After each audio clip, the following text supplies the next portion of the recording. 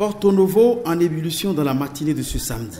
Répondant à l'appel de certaines personnes de ressources de la ville et de tête de pont du PRD, le Parti du Renouveau démocratique, les militants du parti des 9 communes de l'Ouémé ont pris d'assaut les rues de Porto Novo. Point de ralliement des marcheurs, l'esplanade de l'Assemblée nationale pour un meeting afin d'exprimer de vive voix leur gratitude au président Patrice Talon. L'avènement de l'homme à la tête du pays devrait accélérer la modernisation de Porto Novo, la capitale du Bénin, avec à la clé plusieurs chantiers ouverts dont les réalisations ont été confiées au fils de la ville. Pour la première fois, depuis l'avènement de la démocratie, les populations de Porto Novo ont trouvé une oreille attentive. Si nous devons l'organisation et la réussite de la 2e édition du Festival international de Porto Novo à tout un chacun d'entre vous, nous le devons avant tout à l'implication toute personnelle du chef de l'État, de son épouse Claudine Talon et celle du gouvernement, et surtout à la médiation du président Adrien Roumédi. Il faut être de mauvaise foi ou bien aveugle pour ne pas le remarquer.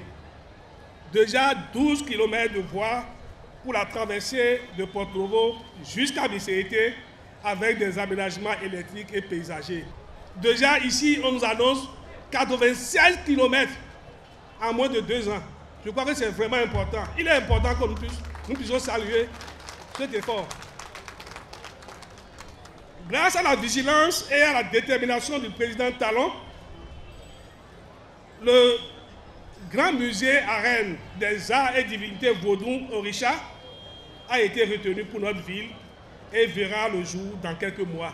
Plusieurs membres du gouvernement non PRD, mais aussi des leaders de formation politique ayant leur siège à Porto Novo sont venus prêter main forte au PRD.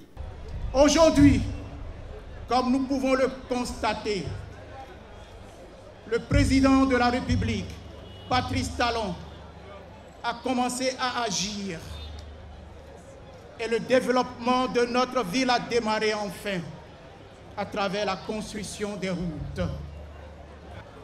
Je prends ici,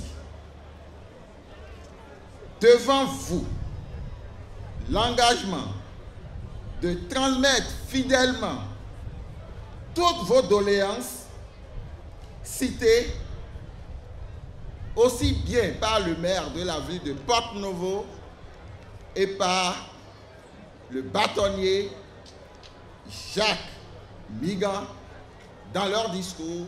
Cette manifestation de la gratitude de Porto Novo au président Patrice Talon, après 2 ans au pouvoir, voudrait surtout rappeler à l'homme ses promesses pour changer le visage de la capitale du Bénin avec un recours massif aux compétences locales, estime-t-on.